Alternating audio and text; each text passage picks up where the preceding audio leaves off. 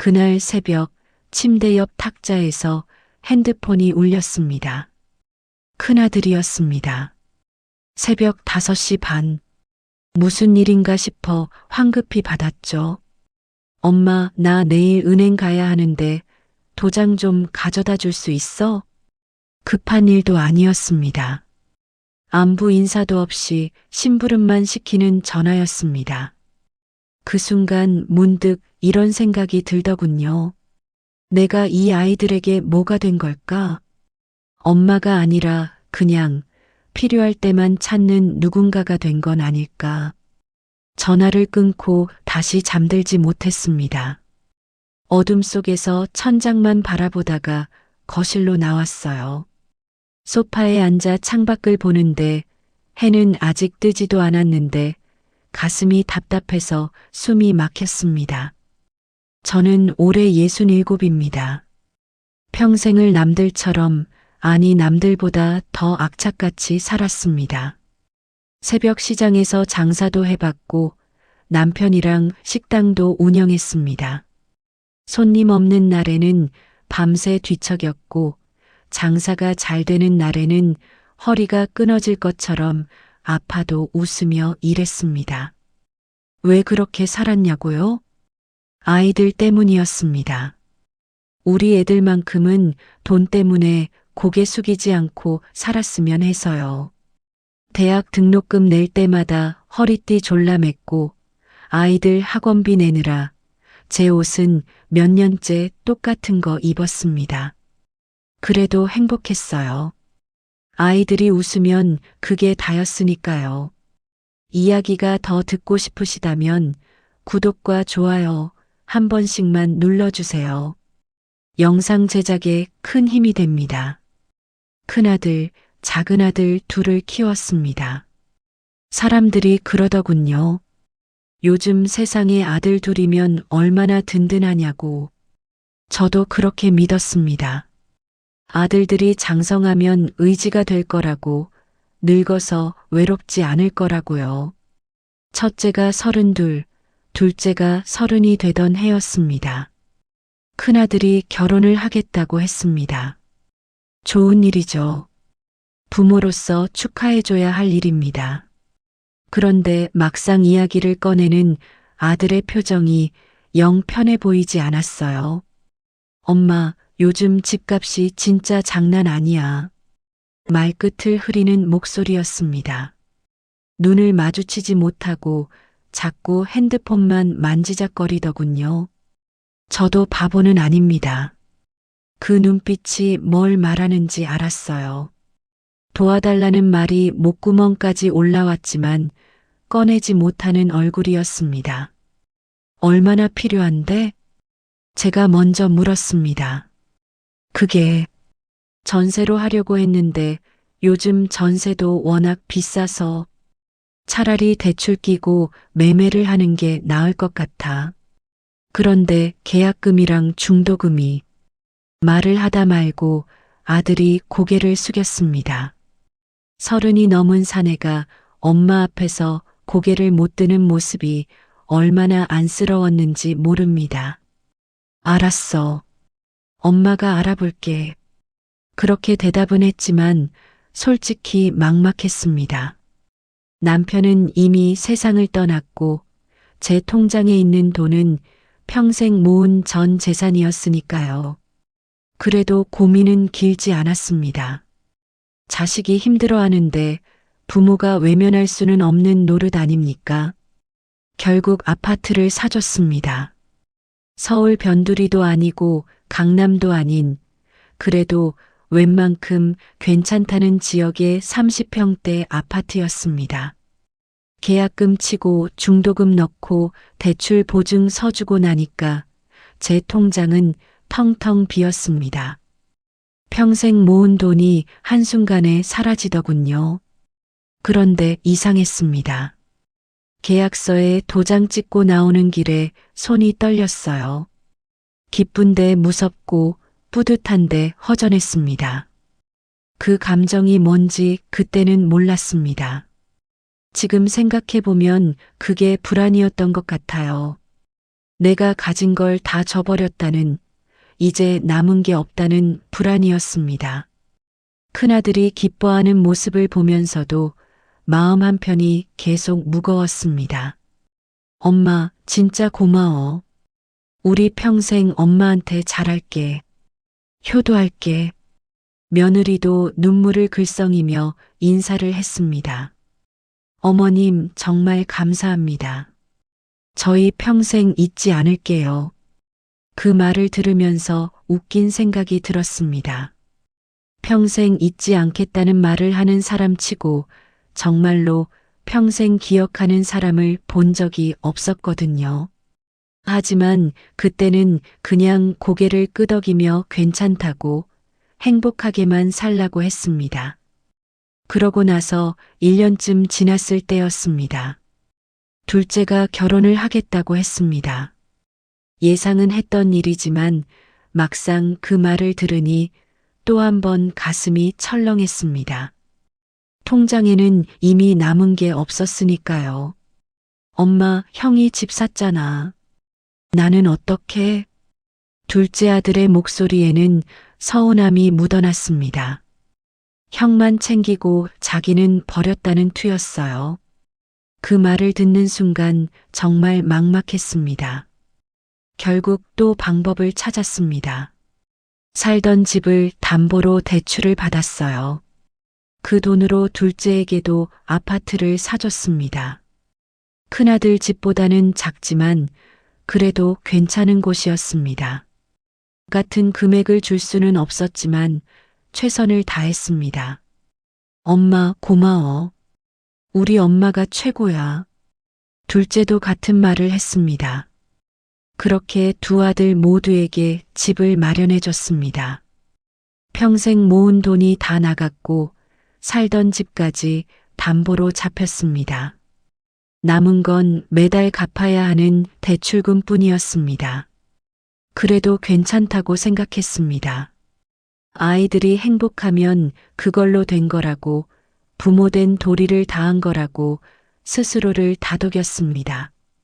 하지만 이상한 일이 생기기 시작했습니다. 집을 사주기 전까지는 아들들이 일주일에 한두 번씩은 전화를 했습니다. 엄마, 뭐해? 밥은 먹었어?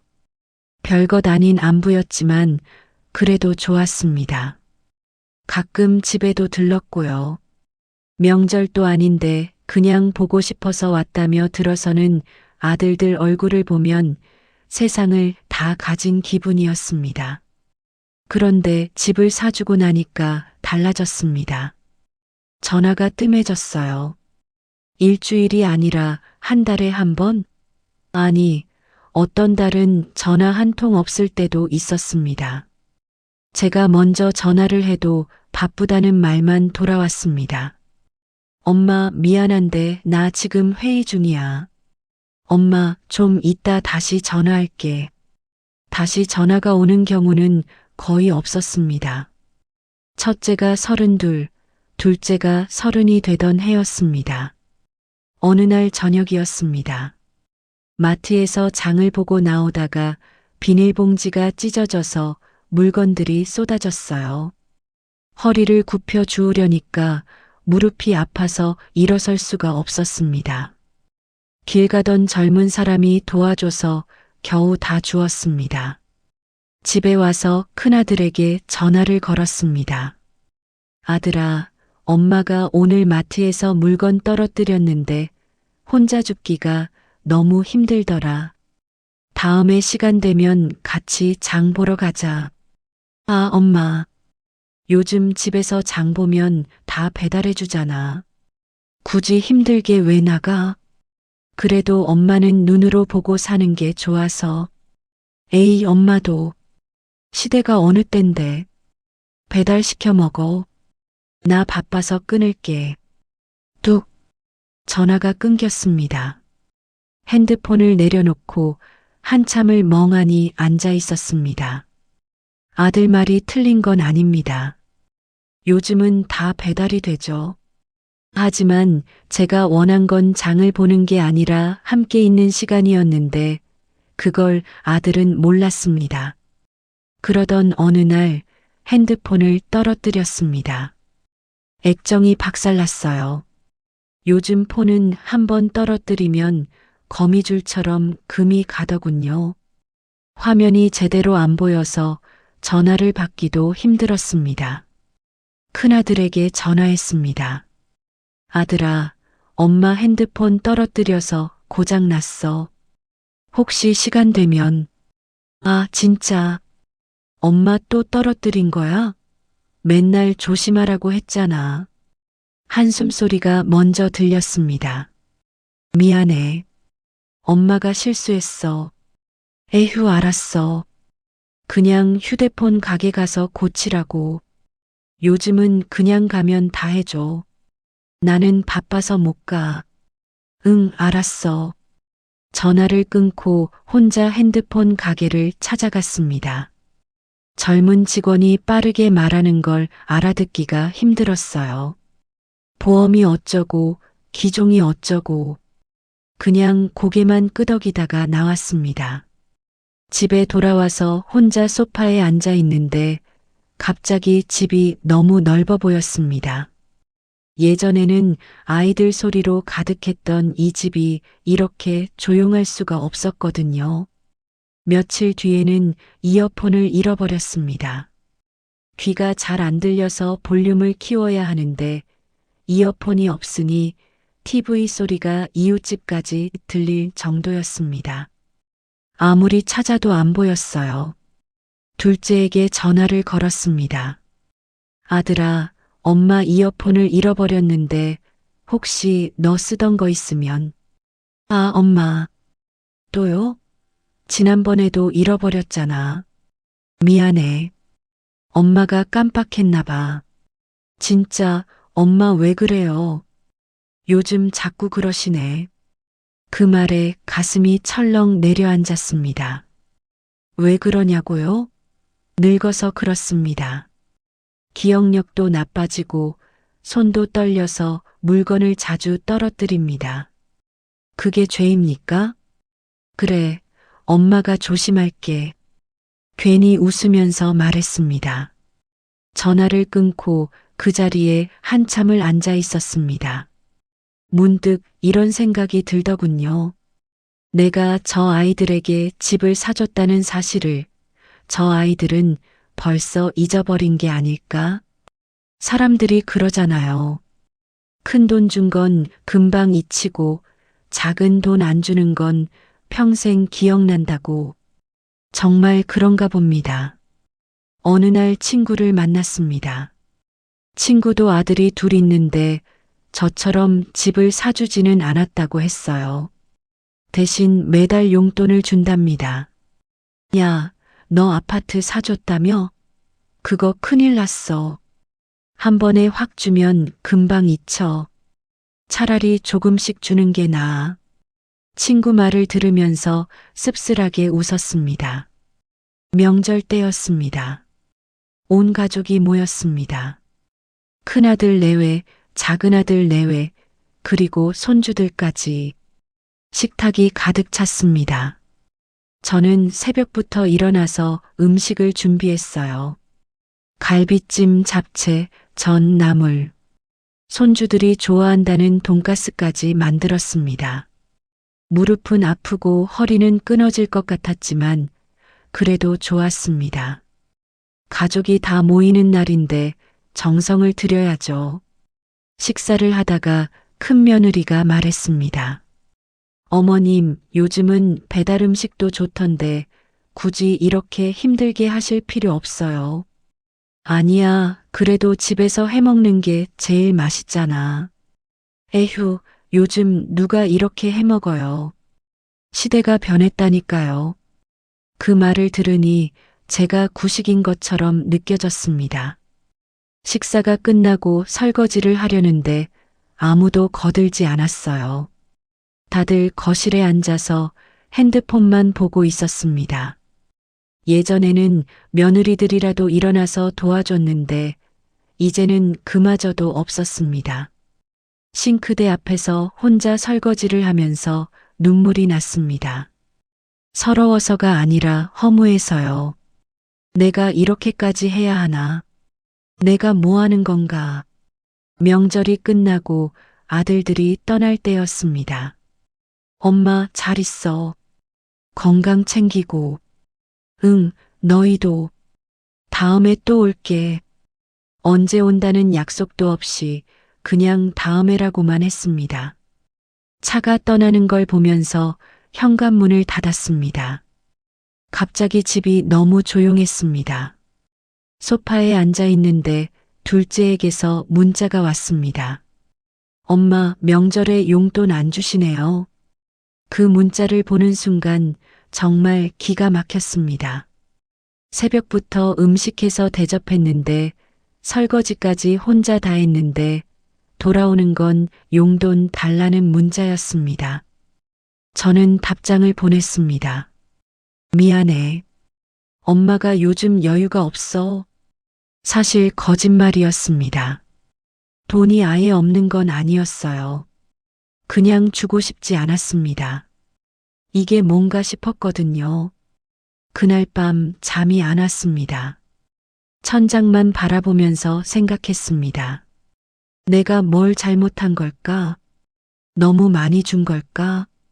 아니면 너무 쉽게 준 걸까? 그러다 문득 깨달았습니다. 제가 잘못한 건 아이들에게 모든 걸 주면서 정작 제 자신은 챙기지 않았다는 거였습니다. 아이들은 제가 언제나 거기 있을 거라고, 언제나 도와줄 거라고 당연하게 생각하게 만들었던 거죠. 그 뒤로 조금씩 달라지기 시작했습니다. 아들들이 전화로 뭔가를 부탁하면 이렇게 말했습니다. 엄마도 요즘 바빠서 힘들어. 미안한데 이번에는 내가 알아서 해봐. 처음에는 이상하게 생각하더군요. 엄마, 왜 그래? 어디 아파? 아니, 그냥 피곤해서. 에이, 무슨 일이 그렇게 바빠?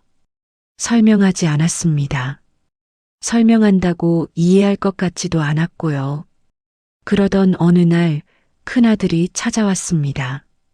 오랜만에 보는 얼굴이었습니다. 반가워서 문을 열어줬는데 인사도 없이 들어오더니 냉장고를 열었습니다. 엄마, 먹을 거 없어? 응? 갑자기 왜? 아, 우리 집 냉장고 고장나서 음식 다 버렸어. 배고파 죽겠네.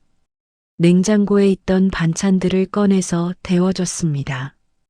아들이 허겁지겁 먹는 모습을 보면서 슬펐습니다. 나를 보러 온 게 아니라 밥을 먹으러 온 거구나. 식사를 마치고 아들이 일어서려는데 제가 물었습니다. 너 요즘 어떻게 지내? 응, 그냥 그렇지 뭐. 회사는 괜찮아? 엄마, 나 바빠서 가봐야 해. 그래, 조심해서 가. 아들이 나가고 설거지를 하면서 눈물이 났습니다. 언제부터 우리가 이렇게 된 걸까요? 며칠 뒤 작은 아들에게서 전화가 왔습니다. 엄마, 나 돈 좀 빌려줄 수 있어? 무슨 일인데? 친구 결혼식이 겹쳐서 축의금 낼 돈이 부족해. 얼마나 필요한데? 한 50만 원만. 순간 망설여졌습니다. 예전 같았으면 바로 계좌번호 물어봤을 텐데 이번에는 달랐습니다. 미안한데 엄마도 요즘 여유가 없어. 엄마가 돈이 없어? 그럴 리가 있어? 정말이야. 엄마도 생활비 내고 관리비 내고 하면 빠듯해. 진짜? 그래, 진짜야. 엄마도 빠듯해. 거짓말이었습니다. 하지만 그렇게라도 말하지 않으면 아들이 이해하지 못할 것 같았습니다. 그날 이후로 아들들에게서 연락이 뜸해졌습니다. 돈을 빌려달라는 전화도 부탁하는 전화도 없었습니다. 처음에는 섭섭했습니다. 그래, 돈 안 주니까 연락도 안 하는구나. 하지만 시간이 지나면서 조금 편해졌습니다. 전화벨이 울릴 때마다 긴장하지 않아도 됐고 무슨 부탁을 할까 걱정하지 않아도 됐습니다. 그러던 어느 날이었습니다. 큰아들에게서 전화가 왔어요. 엄마, 나 회사 그만뒀어. 뭐? 왜?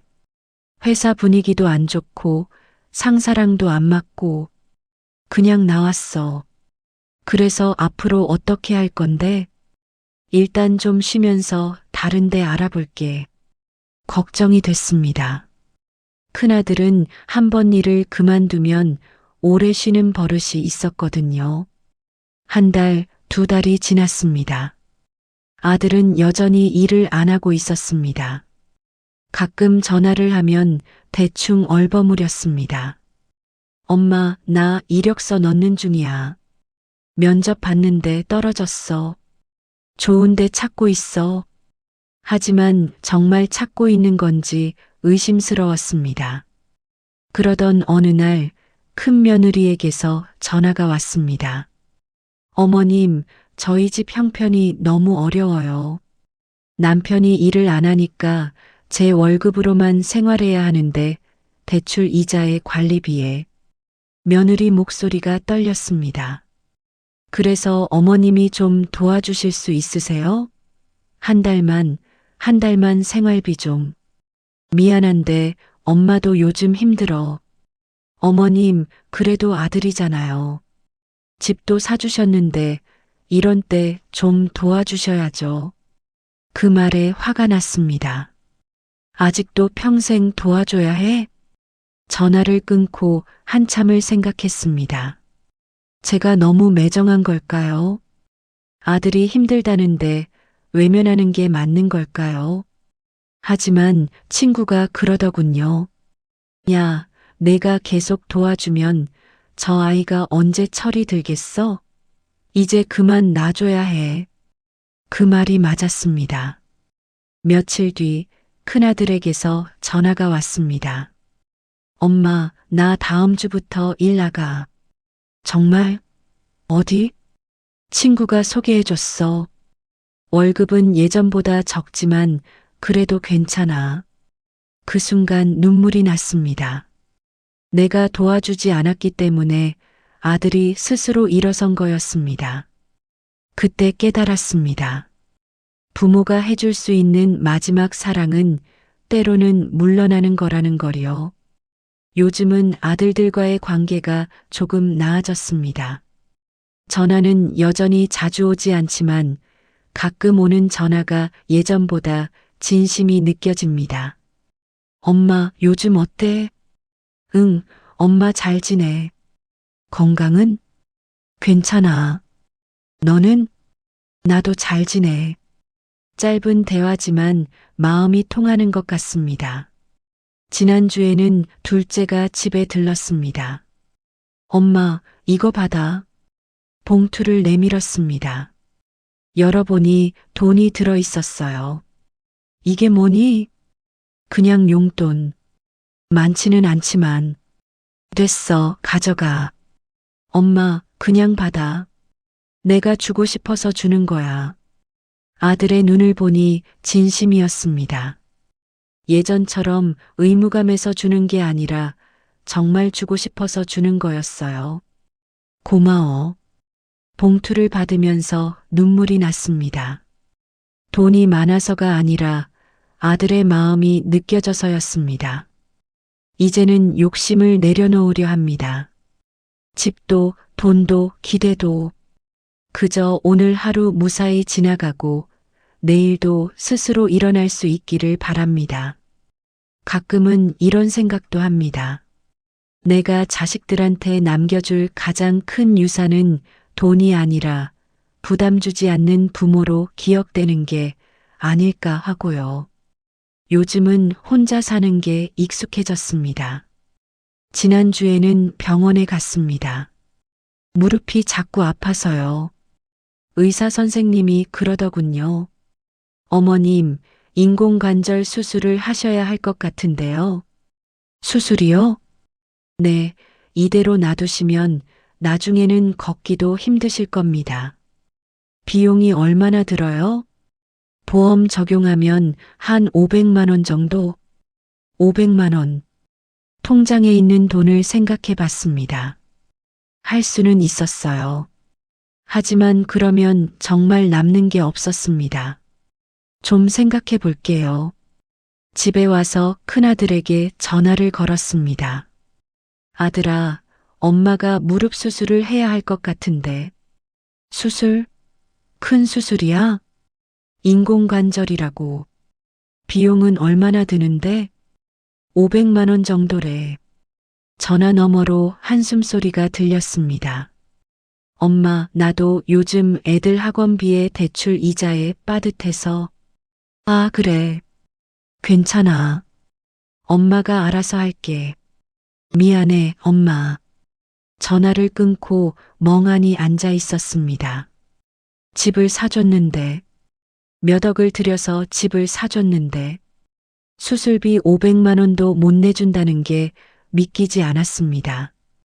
아니, 못 내주는 게 아니라 안 내주는 거겠죠. 결국 혼자 해결했습니다. 통장을 정리하고 적금을 깨서 수술비를 마련했어요. 수술 당일 병원에 혼자 갔습니다. 간호사가 물었습니다. 보호자는 안 오셨어요? 네, 혼자 왔어요. 수술 후에 모셔갈 분이 있으셔야 하는데. 괜찮아요. 택시 타고 갈게요. 간호사가 안쓰러운 눈으로 저를 봤습니다. 수술은 잘 끝났습니다. 회복실에서 깨어났을 때 옆 침대에는 딸이 와서 엄마를 돌보고 있었어요. 엄마, 물 마실래? 엄마, 아픈 데 없어? 그 모습을 보면서 눈물이 났습니다. 부러워서였습니다. 저도 저렇게 누군가 옆에 있어줬으면 좋겠다는 생각이 들었어요. 퇴원하는 날도 혼자였습니다. 택시를 타고 집에 왔는데 현관문을 열기가 힘들었어요. 무릎이 아파서 제대로 서 있을 수가 없었습니다. 겨우 문을 열고 들어와서 소파에 앉았습니다. 집은 텅 비어 있었고 아무도 없었습니다. 핸드폰을 봤습니다. 아들들에게서 연락은 없었어요. 결국 제가 먼저 문자를 보냈습니다. 엄마 수술 잘 끝났어. 걱정 마. 한참 뒤에 답장이 왔습니다. 큰아들 다행이다. 푹 쉬어. 둘째 이응 키읔 조심해. 그게 전부였습니다. 그날 밤 혼자 방에 누워서 생각했습니다. 내가 뭘 잘못한 걸까? 너무 많이 준 걸까? 아니면 너무 쉽게 준 걸까? 아니면 애초에 아들을 잘못 키운 걸까? 답은 나오지 않았습니다. 지금은 무릎 수술을 하고 석 달이 지났습니다. 재활 치료를 받으면서 조금씩 걷는 연습을 하고 있어요. 혼자서요. 아들들은 여전히 바쁩니다. 명절이 다가오고 있습니다. 올해는 음식을 안 하려고요. 예전처럼 새벽부터 일어나서 갈비찜하고 잡채 만들고 그런 거 안 할 겁니다. 아들들한테 문자를 보냈습니다. 올해 명절은 각자 집에서 보내자. 엄마 몸이 안 좋아서. 큰아들에게서 전화가 왔습니다. 엄마, 무슨 일 있어? 아파? 아니, 그냥 피곤해서. 그래도 명절인데 우리가 가야지. 아니야. 너희끼리 보내. 엄마는 편하게 쉴게. 알았어. 그럼 몸조리 잘해. 전화를 끊고 나니 시원했습니다. 이제 더 이상 명절 때문에 스트레스 받지 않아도 되는구나. 명절 당일 집에 혼자 있었습니다. 밖에서는 아이들 웃음소리가 들렸어요. 다른 집은 온 가족이 모여서 떡국을 먹고 있겠죠. 저는 혼자 라면을 끓여 먹었습니다. 쓸쓸했지만 그래도 편했습니다. 오후쯤 되니까 둘째에게서 택배가 왔어요. 열어보니 과일이었습니다. 메모가 하나 들어 있었어요. 엄마 건강하세요. 아들 올림. 짧은 메모였지만 그래도 고마웠습니다. 그날 저녁 혼자 과일을 먹으면서 생각했습니다. 이게 내 인생이구나. 자식들은 자식들 인생이 있고 나는 나대로 살아가는 거구나. 아침에 일어나면 창문을 열고 커피를 한 잔 내립니다. 라디오를 틀어놓고 설거지를 하고 빨래를 합니다. 오후에는 동네를 산책하고 저녁에는 책을 읽습니다. 누가 보면 외로워 보일 수도 있겠지만 저는 괜찮습니다. 자식들이 행복하게 자기 인생을 살고 있다는 것, 그것만으로도 충분합니다. 가끔 손주들 사진을 보면서 웃습니다. 크게 웃다가 혼자 또 눈물이 나기도 하고요. 그래도 괜찮습니다. 이게 인생이니까요. 오늘도 저는 조용히 제 몫의 하루를 살고 있습니다. 아무도 걱정하지 않고 아무에게도 짐이 되지 않으면서요. 그게 지금 제가 할 수 있는 최선인 것 같습니다.